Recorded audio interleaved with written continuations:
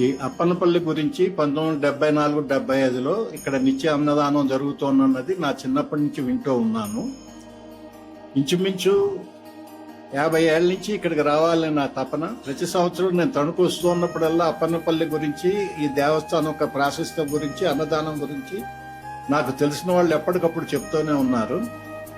ఈ సంవత్సరం ప్రత్యేకంగా ఈ అప్పన్నపల్లి దర్శనం చేసుకోవాలి, ఈ బాలాజీని దర్శనం చేసుకుని నా భక్తి శక్తులతో ఆయన పూజించాలన్న ఉద్దేశంతో హైదరాబాద్ నుంచి ఈసారి నేను కారులో వచ్చి బాలస్వామి వారి యొక్క ప్రసాదం తీసుకున్నాం. మాకు ప్రసాదం చాలా తిన్న తర్వాత చాలా ఆనందం కలిగింది. సాక్షాత్తు తిరుమలలో తింటున్న ప్రసాదం కన్నా ఇది మహా అద్భుతంగా రుచిగా అనిపించింది. అందరూ ఇక్కడ ఉన్న వాళ్ళందరూ నిష్కల్మషంగా, ఎటువంటి ఇది లేక ప్రేమగా అందరినీ ఆదరించి అందరికీ ప్రసాదం పెడుతున్న పద్ధతి నన్ను ఎంతో ఆనందపరిచింది.